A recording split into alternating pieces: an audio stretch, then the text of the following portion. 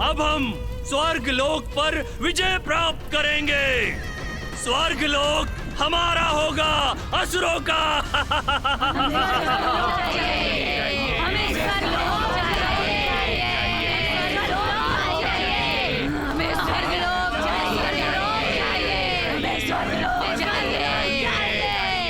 असुर सम्राट, ये लोग भले ही युद्ध के लिए लालायित हैं, किंतु क्या इनमें इतनी शक्ति है? देखिए कितने क्षीण हो चुके हैं ये। और देवताओं को युद्ध में परास्त करने के लिए हमें शक्तिशाली सेना की आवश्यकता है। यदि इन असुर सेनाओं द्वारा हमें स्वर्ग लोक पर आधिपत्य स्थापित करना है तो सबसे पूर्व इनके भोजन की व्यवस्था करनी पड़ेगी, अन्यथा इन निर्बलों को शक्ति नहीं मिलेगी। उचित कहता है दंतक।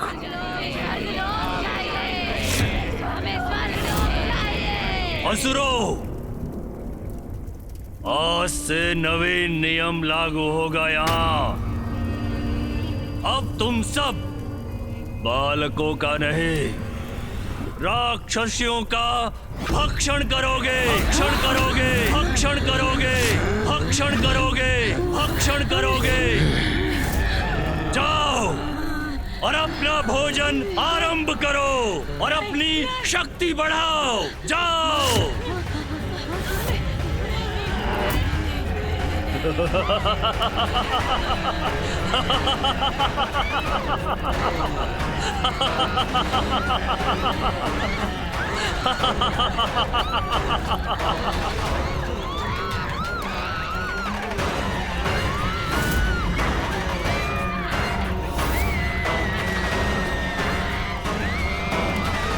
असुर स्त्रियों का भक्षण, ऐसा आदेश क्यों दिया सम्राट?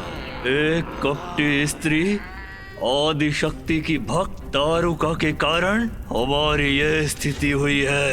ये कदापि मत भूलो बाबूज। वो स्वयं तो चली गई यहाँ से, किंतु हमें हमारी दुर्दशा के लिए यहाँ पीछे छोड़ गई। हमारी दुर्बलता है ये राक्षसियाँ, भूल जाएंगी आदि शक्ति की भक्ति करना। और वैसे भी अब हमें इनकी कोई आवश्यकता नहीं है, क्योंकि स्वर्ग की अप्सराएं हमारी प्रतीक्षा जो कर रही है।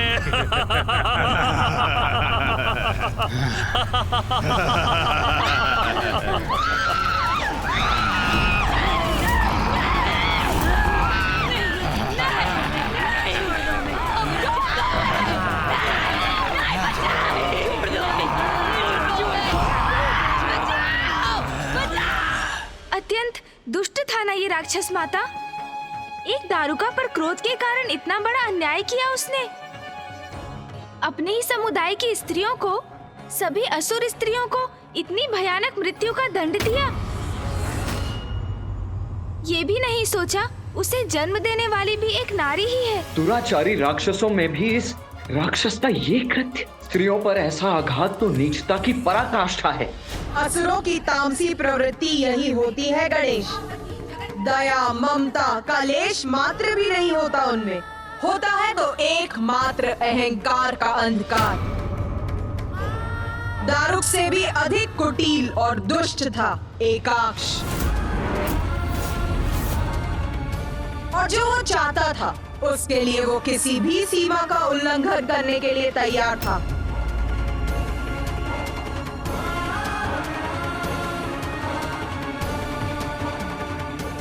और फिर जो उसे चाहिए था वो उसने प्राप्त कर ही लिया। अर्थात एकाक्ष अपने राक्षसों की सेना लेकर स्वर्ग पहुंचा, जिसके कारण ऐसा भूकंपन हुआ कि स्वर्ग ही कंपित हो उठा।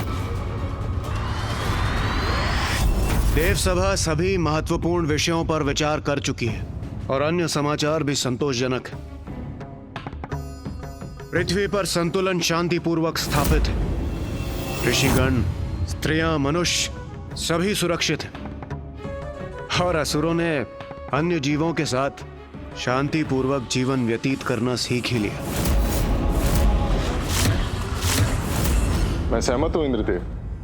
दारुक के आतंक के पश्चात पृथ्वी पर शांति के लिए हम निरंतर दृष्टि बनाए हुए हैं। वहां सर्वत्र शांति है।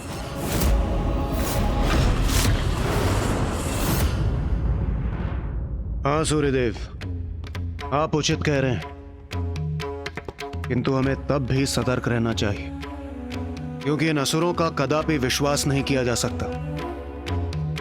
वो किसी भी समय कोई न कोई नवीन संकट अवश्य उत्पन्न कर सकते हैं।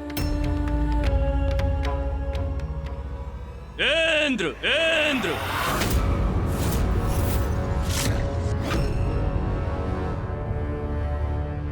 इसका स्वर था ये।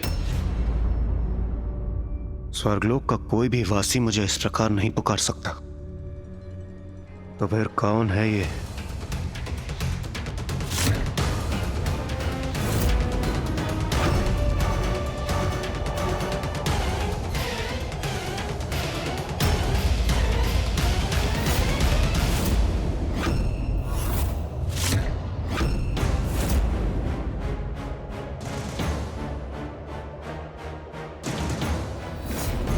कौन हो तुम? और यहां स्वर्गलोक आकर इतनी धृष्टता से मेरा नाम लेने का दुस्साहस क्यों कर रहे हो?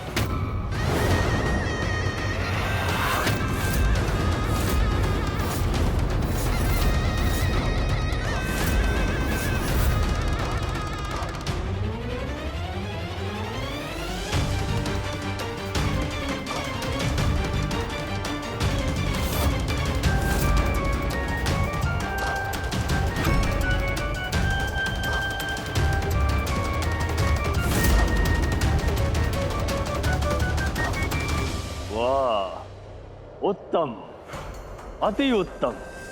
चमक दमक से परिपूर्ण है स्वर्गलोक। सुंदर, अति सुंदर।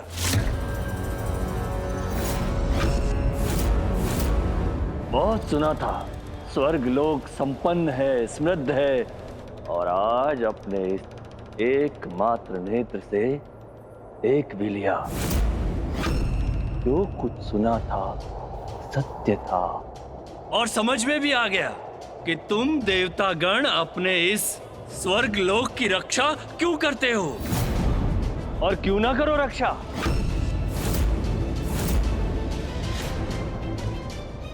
ये दुष्ट क्यों आया है यहाँ? रक्षा करने योग्य सभी कुछ तो है तुम देवताओं के पास। बड़े ठाठ हैं तुम देवताओं के। इतने सुंदर भवन हैं तुम्हारे, आभूषण है, रेशमी वस्त्र है, और शीश पर धारण करने हेतु इतने सुंदर सुंदर मुकुट हैं। स्वादिष्ट भोजन उपलब्ध है यहाँ, और वो जिनसे मैं और मेरे असुर सर्वाधिक मुग्ध है, और वो अनेकों अद्भुत सुंदरियां हैं।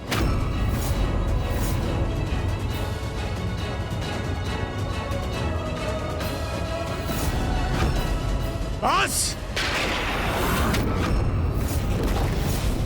अब ना एक भी शब्द कहना और ना ही एक भी पग आगे बढ़ाना, अन्यथा इसका भीषण परिणाम भुगतना होगा तुम्हें।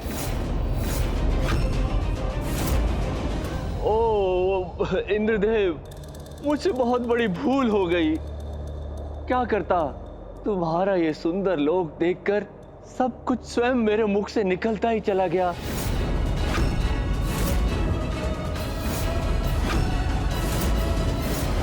किंतु अब मेरे शब्दों को ध्यान से सुन लो देवताओं। अब तुम्हारे गीदड़ भभकी से भयभीत नहीं होऊंगा मैं, कदापि नहीं। परिणाम तो अब तुम्हारा अच्छा नहीं होगा इंद्रदेव, क्योंकि अब तुम्हारे राज की इति समाप्ति करूंगा मैं। तुम देवता यहाँ स्वर्ण सिंहासन पर विराजित हो, और हम वहाँ कंकड़ पत्थर की शैया पर विश्राम करने के लिए विवश हैं। तुम देवतागण यहाँ भोग और विलास का जीवन बिता रहे हो, और वहाँ मेरे असुर भूख और प्यास से मृत्यु को प्राप्त हो रहे हैं। उचित नहीं है, कदापि उचित नहीं है। मूर्ख असुर, तुम्हारे कर्मों के कारण ही माता महाकाली ने तुम्हें रसातल लोक में स्थित किया है, किंतु तुमने वहां पे भी कुकर्म किए, अपने सारे साधन नष्ट कर दिए। जब तुम ही प्रकृति का निरादर करोगे तो प्रकृति तुम्हारे साथ कैसे रहेगी? और जब प्रकृति नहीं रहेगी तो तुम्हें कष्ट ही कष्ट होगा।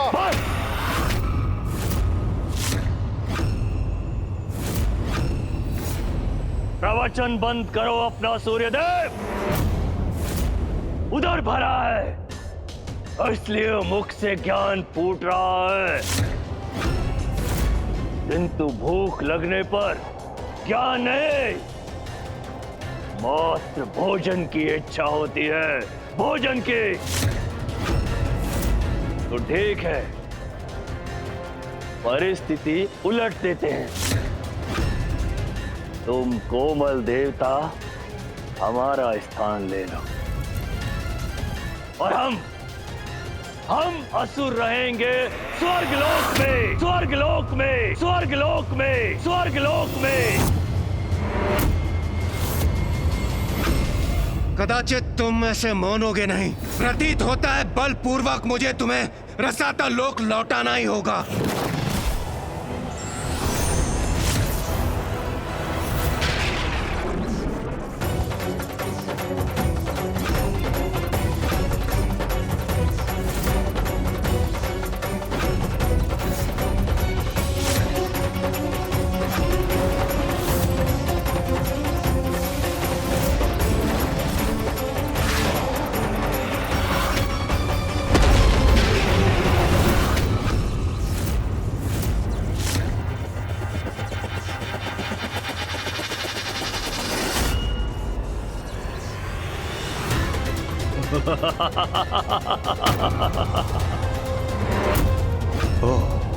अर्थात यह असुर एकाकी नहीं है। मेरे योद्धाओं और उनके अस्त्रों के समक्ष तुम शक्तिहीन हो इंद्रदेव, शक्तिहीन। ये देखो मेरा योद्धा और तुम्हारी पराजय का स्वरूप।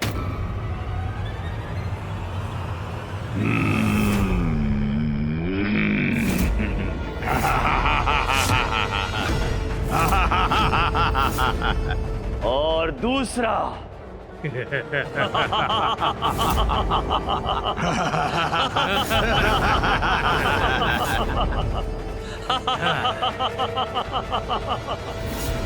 तुम देवताओं के लिए तो मेरे योद्धा ही पर्याप्त हैं,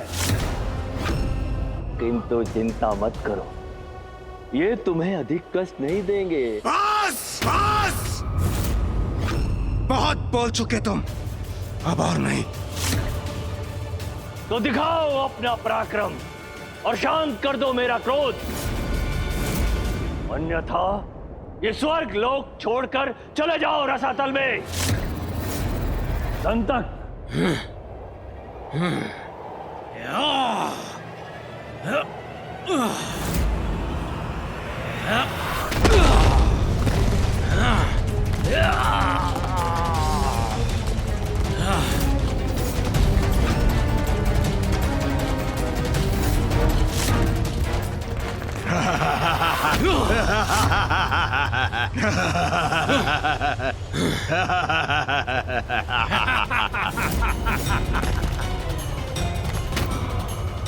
कदाचित थोड़ा कष्ट तो तुम्हें देना ही चाहिए इंद्रदेव। तुम्हें कष्ट देने के सुख से मैं कैसे वंचित रह सकता हूँ?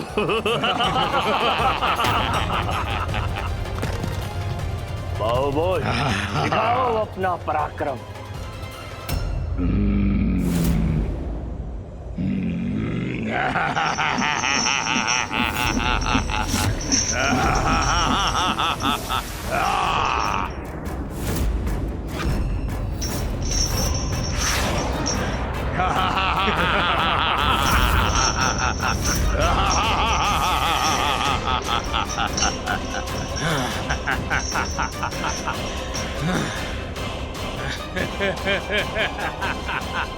दुष्ट असुर, शीघ्र अंत करूंगा मैं तुम्हारा।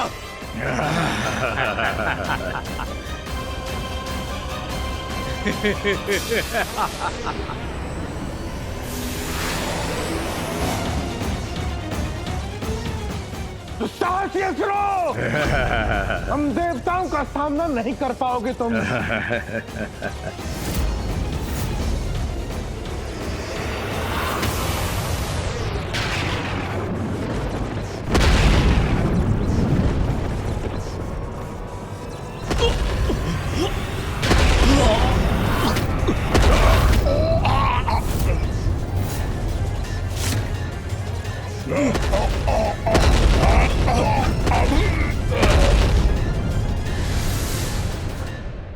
इंद्र, तुम कितने भी प्रयास क्यों ना कर लो, मुझे आगे बढ़ने से कदापि नहीं रोक पाओगे, कदापि नहीं। स्वर्ग पर आक्रमण करने की तुम्हारी उद्दंडता का दंड मैं तुम्हें अवश्य दूंगा दुष्ट असुर।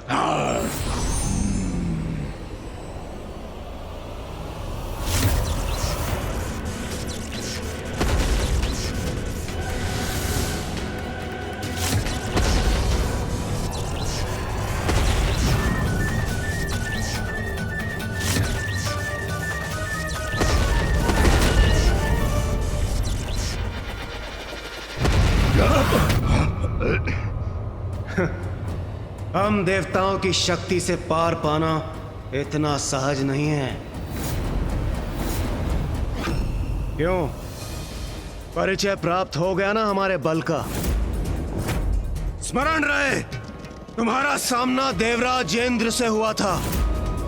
अपने असुरों को लेकर लौट जाओ अपने लोक, अन्यथा पुनः दया नहीं करूंगा मैं। चलिए देवगण।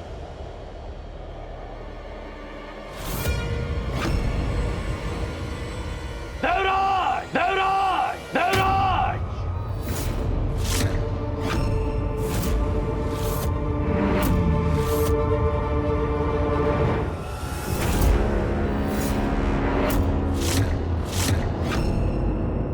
चलो स्वीकार करता हूं मैं, भूल हो गई मुझसे, थोड़ा कम आंक लिया था मैंने तुम देवताओं को। तो ठीक है, अब मैं युद्ध का नियम परिवर्तित करता हूं। अब एक देवता और एक असुर में युद्ध नहीं होगा।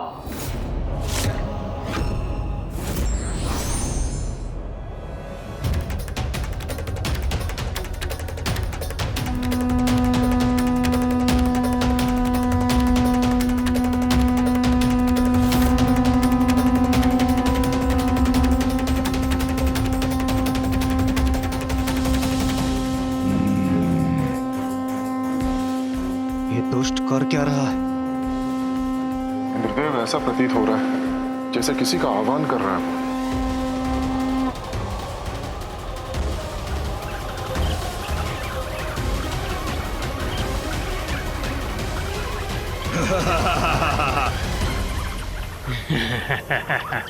अब ये ध्वनि कैसी है?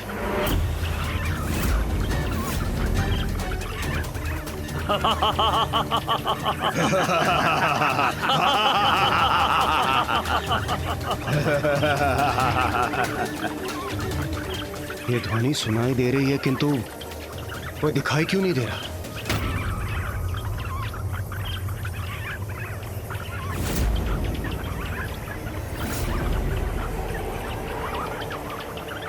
ये क्या है हमारे समक्ष?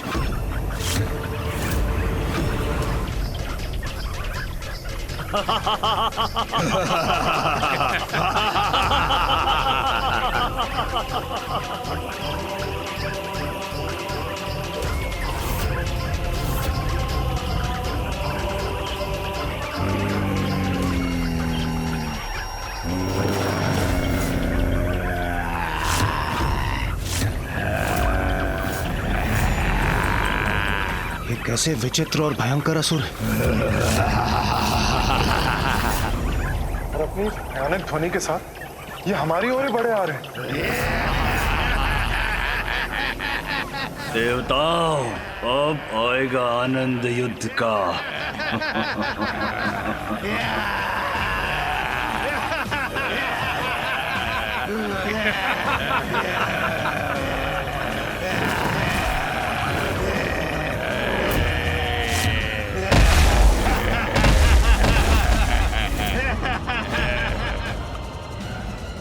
क्यों देवताओं, कैसा लगा मेरा उपहार?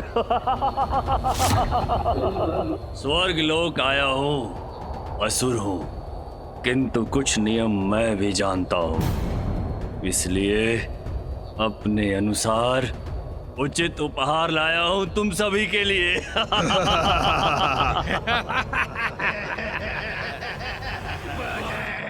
भोजन प्राप्त होगा हमें, आक्रमण करेंगे हम, स्वर्ग लोक पर अधिकार करेंगे, असुरों का साम्राज्य होगा, स्वर्ग लोक हमारा होगा। भोजन प्राप्त होगा हमें, स्वर्ग लोक पर अपना अधिकार होगा, भोजन करेंगे।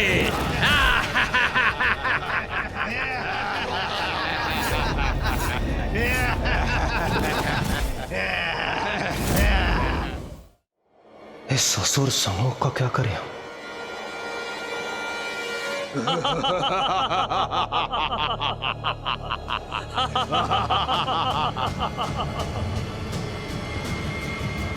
आक्रमण!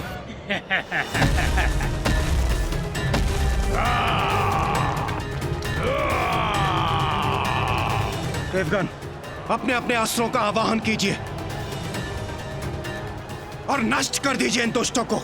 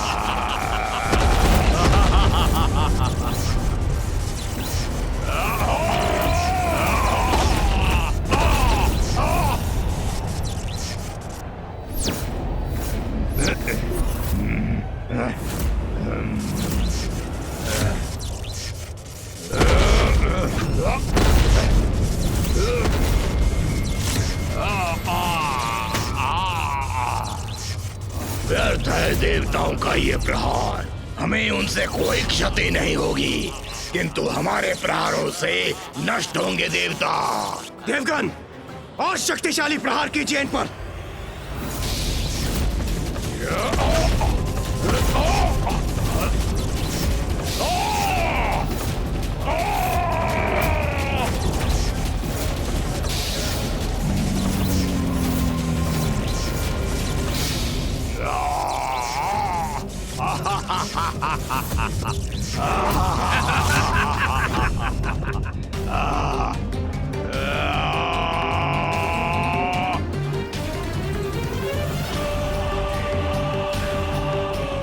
हमारे निकट पहुंचे, इसके पूर्व ही इन्हें रोकना होगा हमें।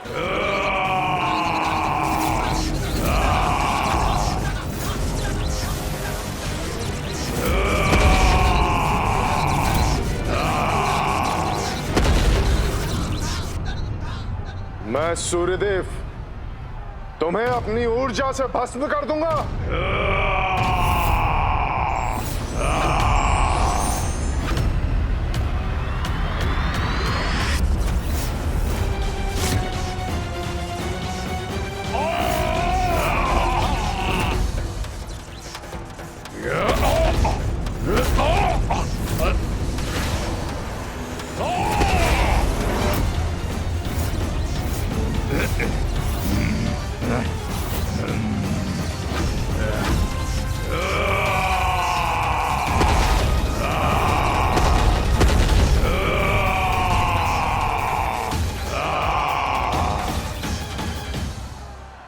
संकट विकट है।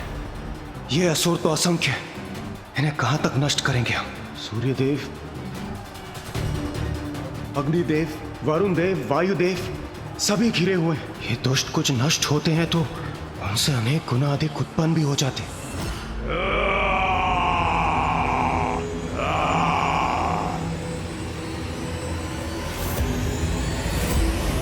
अब कहो देवताओं, आनंद आया?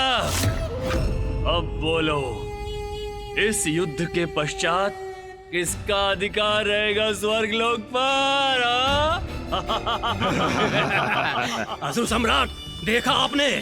मैंने कहा था ना, यदि हमारी सेना शक्तिशाली हुई तो हमें कोई परास्त नहीं कर सकता। उचित था, तुम्हारा कथन उचित था दंतक। अब कुछ ही समय में देवताओं की पराजय निश्चित है, निश्चित।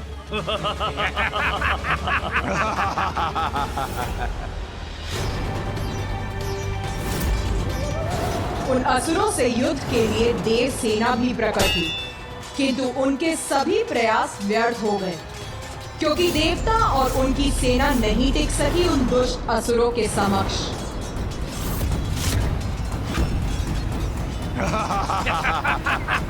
इस युद्ध में हमारा सफल होना संभव नहीं है। हमारी सुरक्षा संकट में आ जाएगी। हमें इसी क्षण यहां से प्रस्थान करना होगा।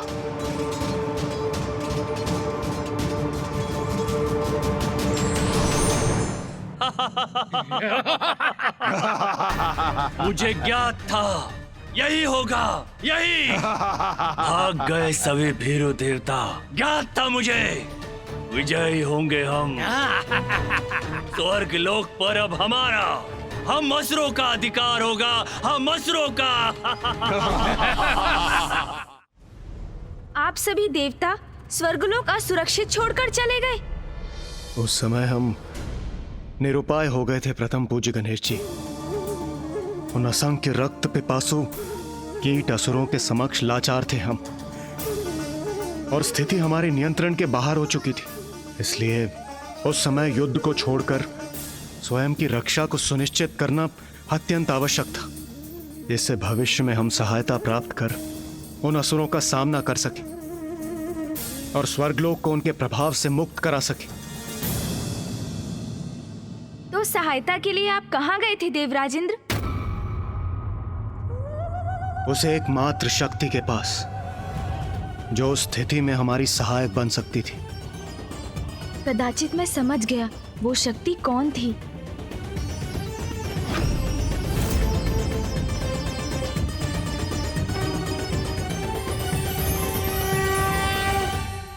जब जब संसार में पाप की अति होती, मैं अपने भक्तों की रक्षा के लिए अवश्य प्रकट होती।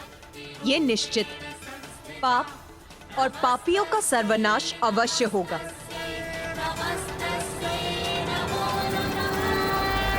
मेरे अगले अवतार के प्रकट होने का समय आ गया। देवी छिन्नमस्ता।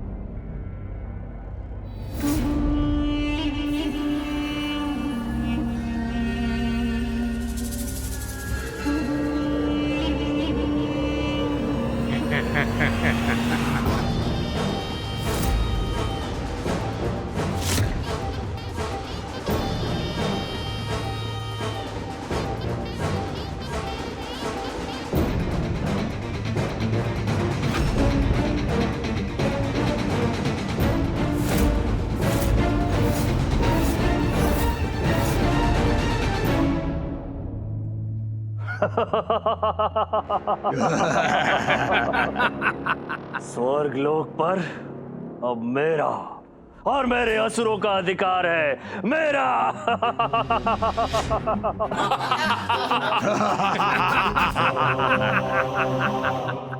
ये भोग विलास, ये सुख सुविधाओं भरा जीवन, इस सब पर अब हमारा, असुरों का अधिकार है, असुरों का। ये सब अब हमारा है, हमारा, और मैं हूं स्वर्ग लोक का सम्राट, सम्राट एकाक्ष।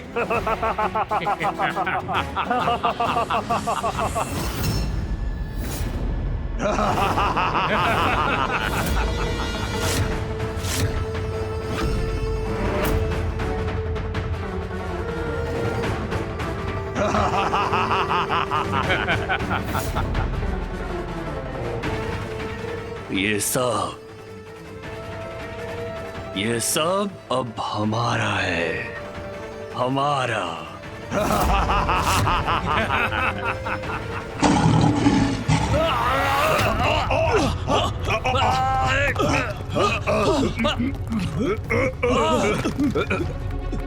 कैसा भयंकर स्वर है ये? कौन है?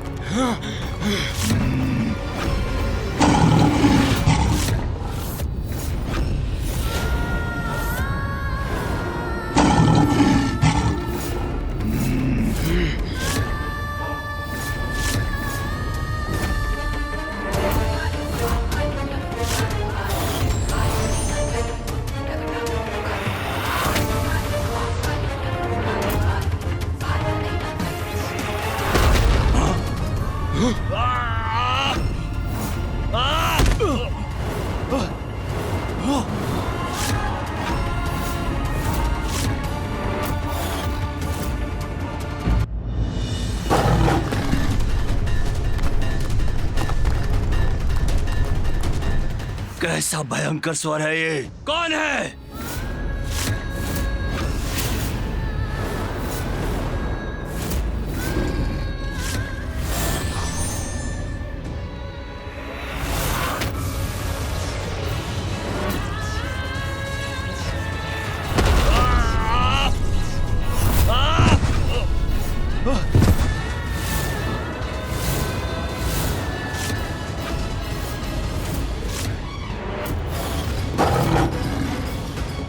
मूर्ख असुर, इतना भी नहीं समझता तू कि जिस पद पर आसीन होने की योग्यता ना हो, उस पर आसीन होने का परिणाम होता है सर्वनाश। तुम चाहे जो भी हो, मैं तुम्हें छोड़ूंगा नहीं।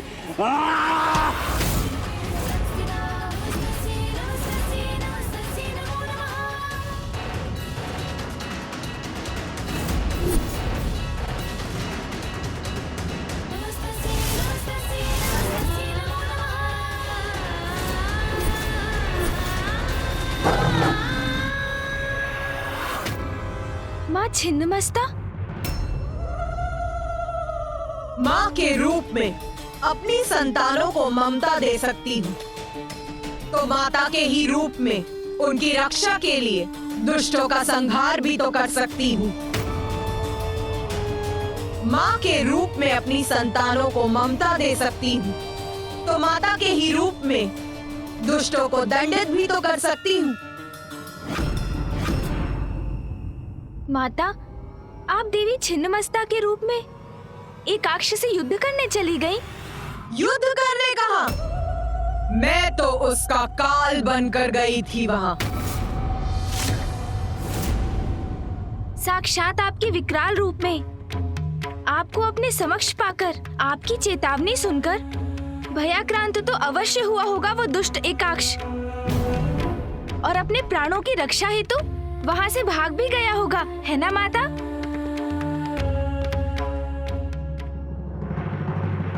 मेरे उस रूप में काल था उसके समक्ष, किंतु वो मूर्ख मुझसे क्षमा याचना करने के स्थान पर मुझे और भी उत्तेजित कर रहा था। क्या आपको उत्तेजित करने लगा? किंतु क्यों माता? विनाश काले विपरीत बुद्धि। तो क्या इसका अर्थ है कि दुष्ट एकाक्ष ने अपना अहंकार अब भी नहीं त्यागा था?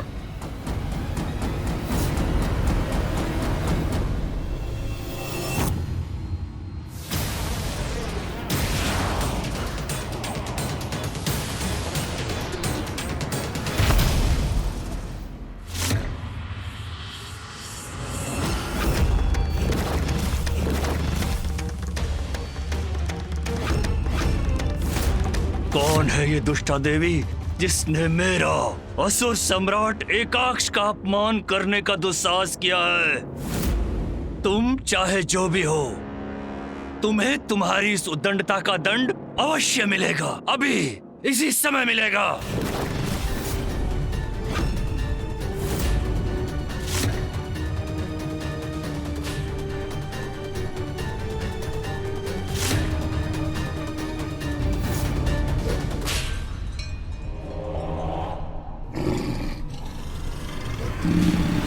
मुझे चुनौती देकर इस देवी ने कितनी बड़ी भूल की है, ये इसे अभी ज्ञात होगा। प्रणाम मातारा।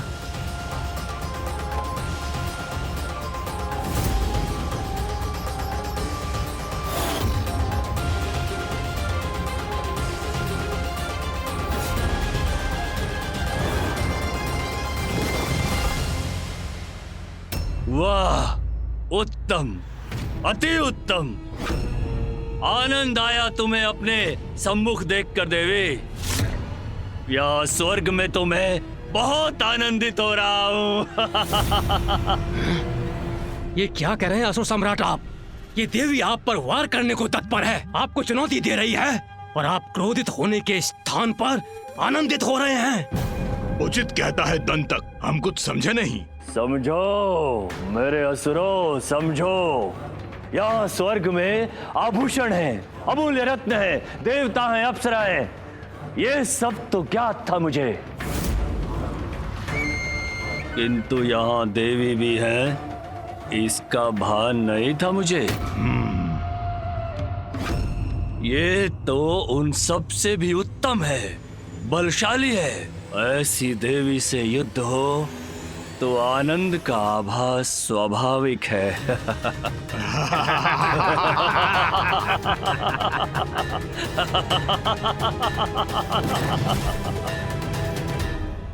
नीचता तो इन असुरों का स्वभाव है, तभी तो माता के प्रति इतने अपमानजनक शब्द बोल रहा है ये दुष्ट।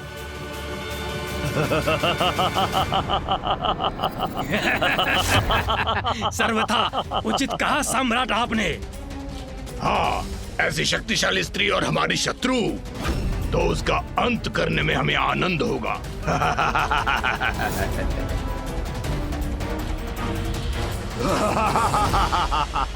कहो देवी, तुम अपने सभी राजाओं का स्वागत ऐसे ही करती हो या ये विशेष स्वागत है स्वर्ग लोक के नवीन राजा असुर सम्राट एकाक्ष के लिए ही है?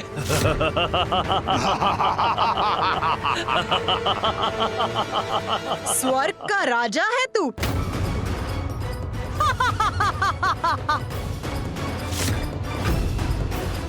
स्वयं को लेकर बहुत भ्रम पाल रखे हैं तूने, किंतु चिंता मत कर एकाक्ष, एक एक करके तेरे सारे भ्रम नष्ट कर दूंगी मैं।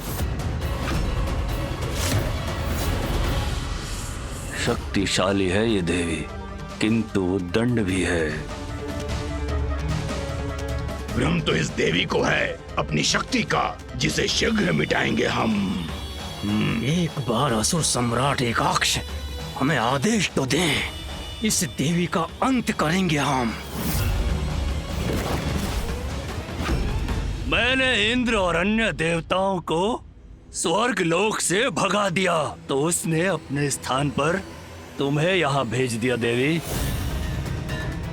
किंतु कदाचित तुम्हें अपनी जिह्वा पर नियंत्रण करना नहीं सिखाया। बहुत छूट प्राप्त है तुम देवियों को यहाँ स्वर्ग में, जो अनुचित है, किंतु अब मैं आ गया हूँ। सब उचित कर दूंगा, सब।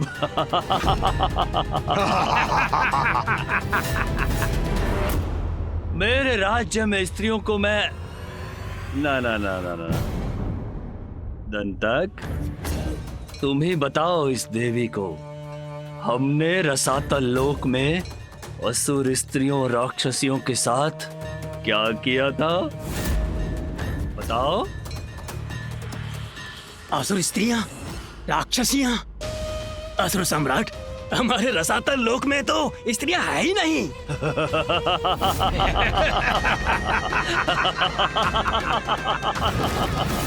अब इस अबोध देवी को ये भी बता दो कि हमारे लोक में स्त्रियां क्यों नहीं है? असुर सम्राट, आपके आदेश के अनुसार रसातल लोक की सारी स्त्रियां, सारी राक्षसी को तो हम आहार बना चुके हैं।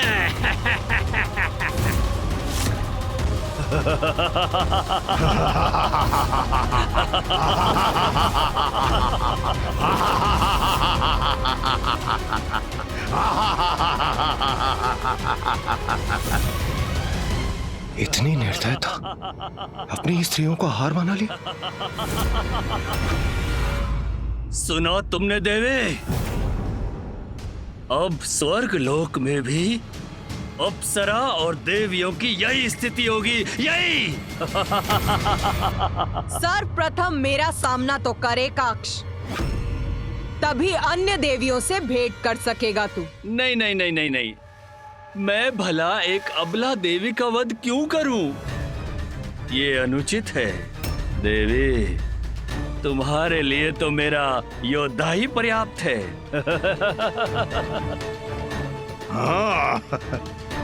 दंतक, जाओ और अपनी शक्ति दिखाकर उचित पाठ पढ़ाओ इस दुस्साहसी देवी को।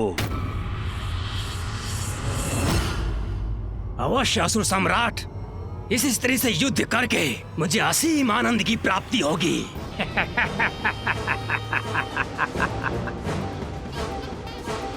माता पर आक्रमण करेगा ये दुष्ट।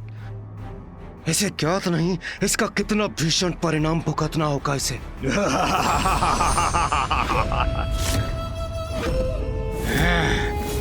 देवी, अब दंडित होने के लिए तैयार हो जाओ तुम।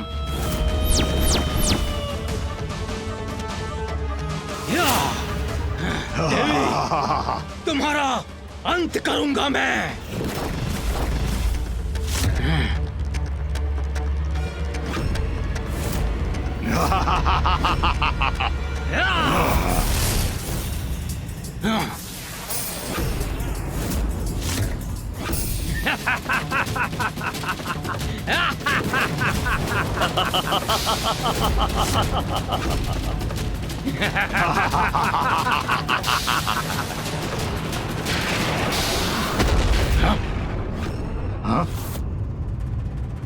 ये कैसे हो गया? मेरा अस्त्र नष्ट हो गया, मेरा प्रहार असफल हो गया।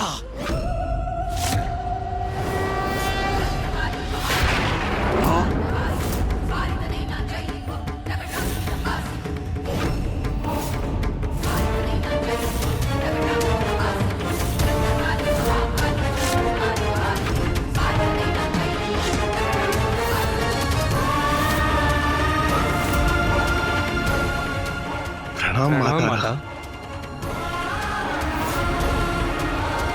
ये दूसरी देवी कहां से प्रकट हो गई? तुच्छ असुर, इतना दुस्साहस किया तूने। तेरी मृत्यु तेरे समक्ष खड़ी है और उसे पहचानने के स्थान पर अपने अहंकार वश उसी पर आक्रमण करने लगा तू। मूर्ख! मृत्यु और दंतक की इस देवी के हाथों ये कदापि संभव नहीं। हे देवी, तुमने मेरा अस्त्र नष्ट करने का अक्षम्य अपराध किया है, जिसका दंड है तुम्हारी मृत्यु।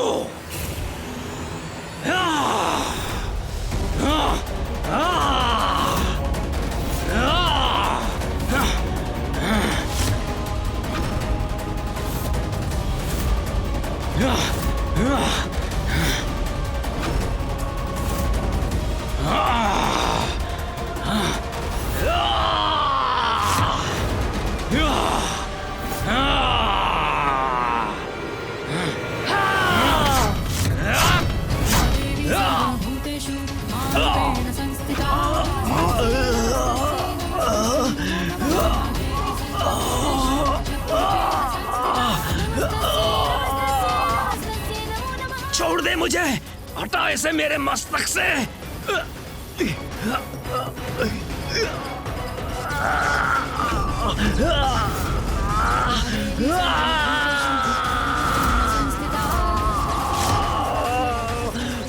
दंतक की शक्ति का सामना ही नहीं किया इसने, अपितु उसे ताड़ना भी दे रही है ये देवी।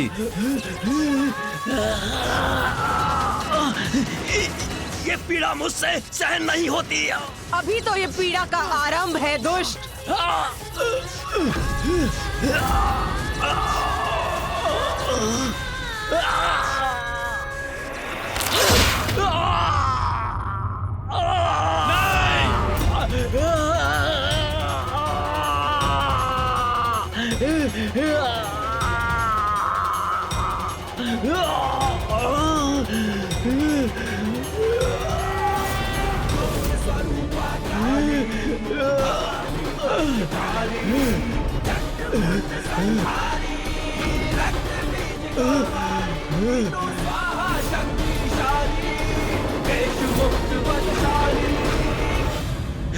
मेरा दंत मेरे मस्तक से विलग कर दिया।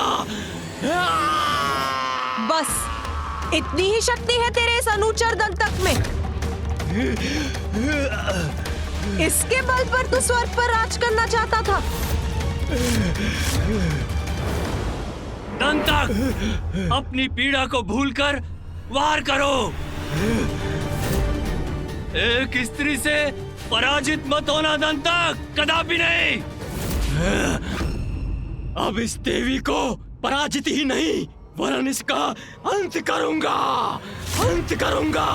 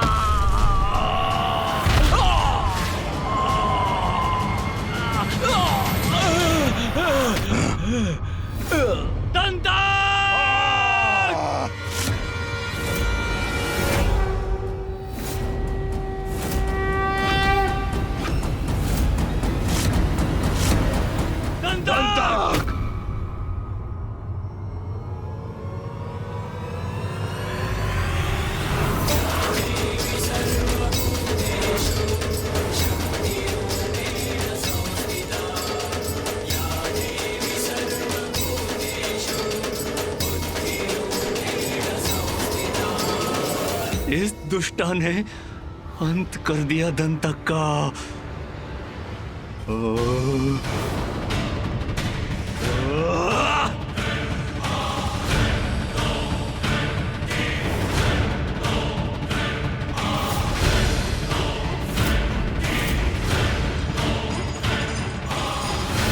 आप चिंता ना करें असुर सम्राट, इस देवी के अपराध का मैं उचित दंड दूंगा। जीवित नहीं छोड़ूंगा मैं उसे।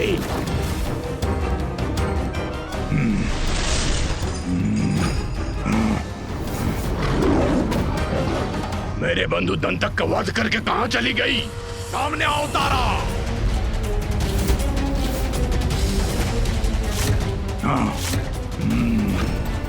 क्या इसी भय से लुप्त हो गई तुम? आओ समक्ष मेरे। कहां गई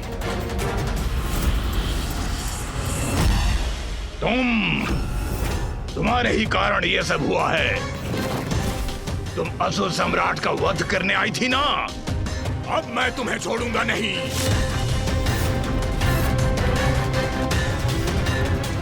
तुम्ही ने उस मायावी देवी को उत्पन्न किया यहाँ, तो अब मैं दंतक के वध का कठोर दंड दूंगा तुम्हें।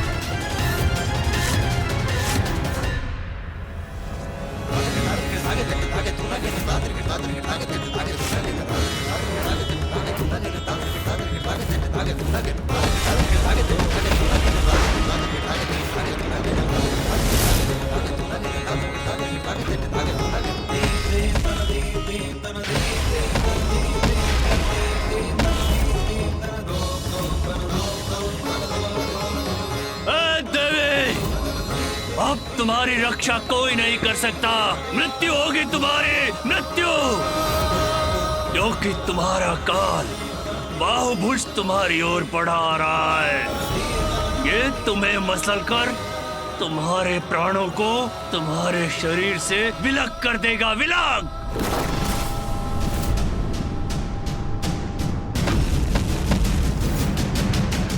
ये राक्षस तो बहुत विकराल और बहुत विशाल है।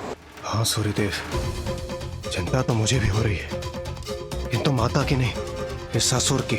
इसे ज्ञात नहीं इसके दुस्साहस का कितना भीषण परिणाम हो सकता है।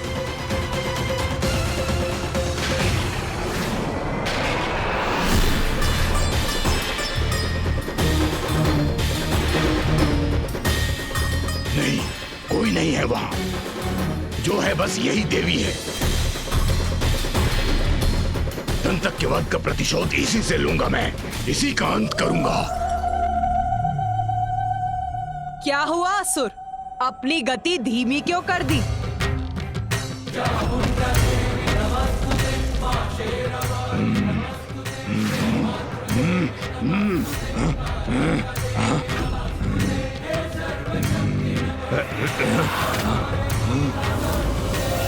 क्या था? कुछ तो था यहाँ, या मात्र मेरी कल्पना थी? जय काली जय काली जय काली जय काली जय काली जय काली।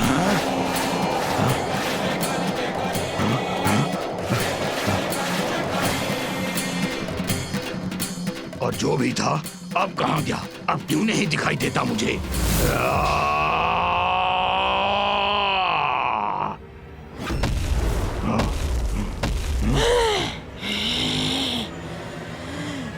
ये किसका स्वर है? किसे ढूंढ रहा है दुष्ट?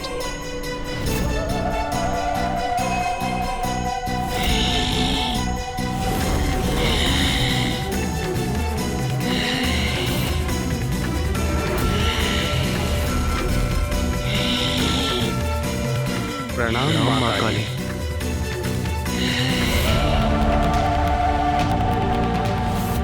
ये कैसी भयंकर देवी है जिसके दर्शन से ही आतंकित हो रहा हूं मैं।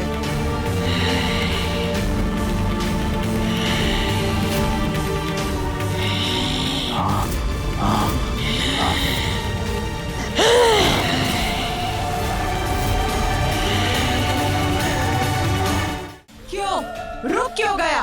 आगे बढ़, वार कर मुझ पर। बाहुभुज, यही उत्तम अवसर है।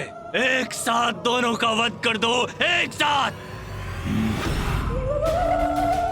रुको मत बाहुभुज, तुमने तो इससे अधिक शक्तिशाली राक्षसियों का वध किया है, भक्षण किया है उनका। आगे बढ़ो। बाहुभुज, तुम्हें अब किस बात का भय है? आगे बढ़ो। भक्षण, भक्षण ही करना है इन दोनों का मुझे, और यही करूंगा मैं।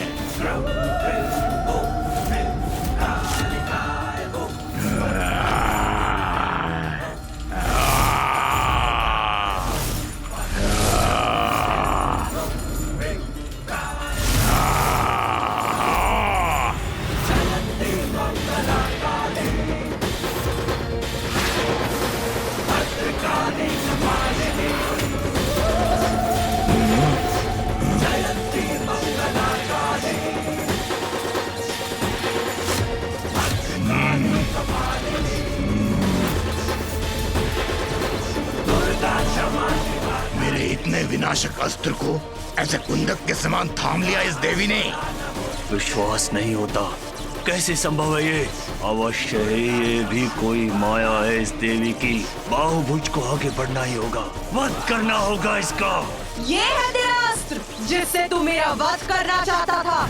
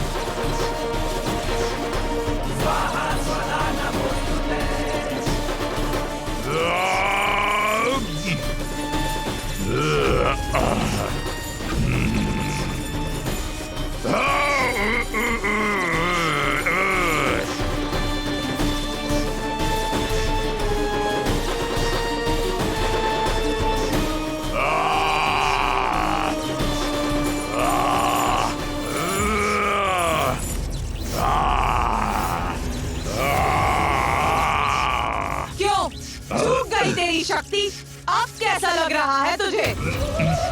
ले, तेरा ये अस्त्र अब मेरा हो गया। यही कर रहा था ना तू देवताओं के साथ? उनके लोक को छीन रहा था। बोल, तेरा अस्त्र मैंने छीन लिया तो अच्छा लगा तुझे? ये तुम क्या कर रहे हो बाबूज? ये समय क्रीड़ा का नहीं है। अपनी संहारक शक्ति का प्रदर्शन करो। यदि यह तुम्हारा अस्त्र नहीं लौटाती तो अपना अस्त्र छीन लो, इस देवी से छीन लो।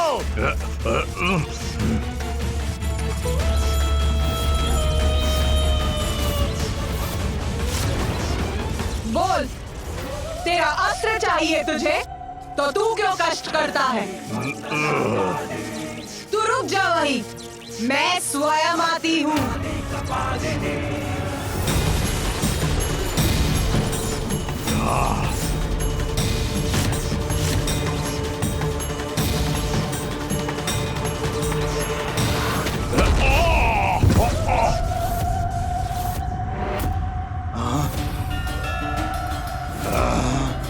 इतनी तीव्र गति है इस देवी की कि मुझे स्पष्ट दिखाई भी नहीं दे रही है। कहाँ है वो?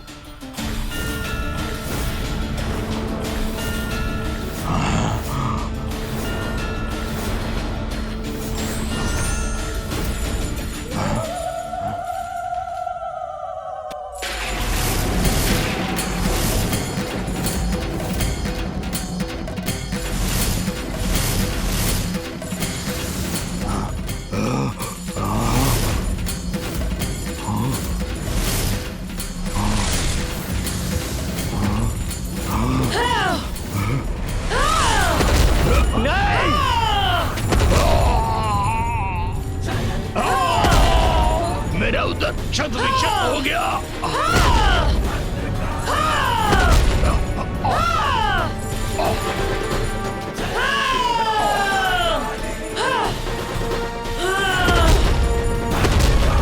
नहीं, यह तुम क्या कर रही हो देवी? तुम बाहुभुज का हित नहीं कर सकते, कदापि नहीं।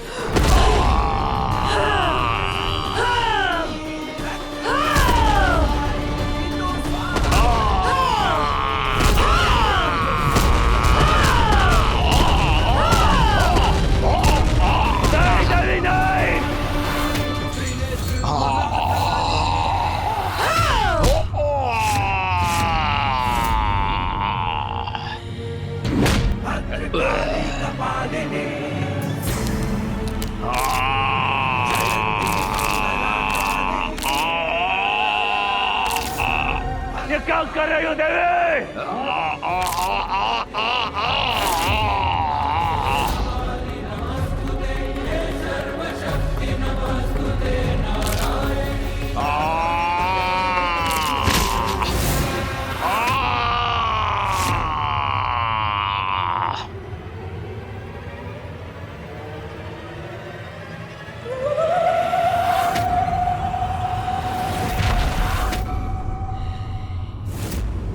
बाहुभुज को दंडित कर रही है देवी काली। जिस बाहुबल का प्रयोग उसने निर्दोष असुर स्त्रियों और राक्षसियों के भक्षण के लिए प्रयोग किया था, उसके वही बाहु उससे छीन रही है देवी काली।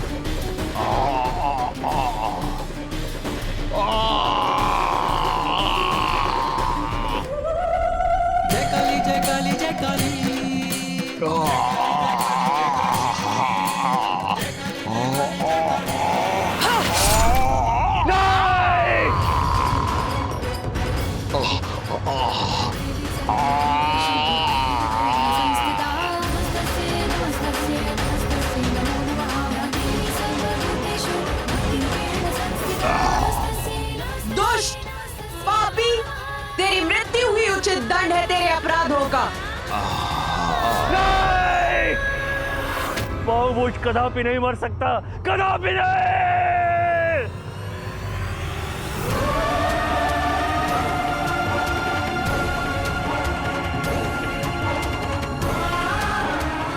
देवी काली,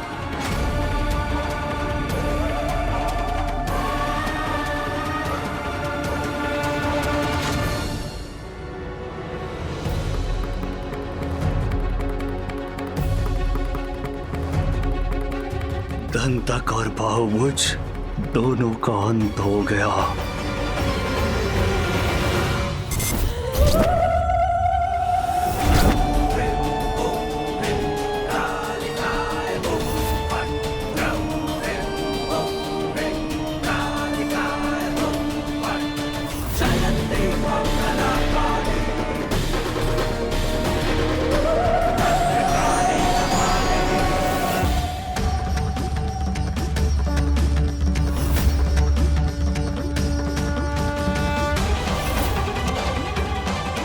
इस देवी की दृष्टि तो मुझ पर ही स्थिर है।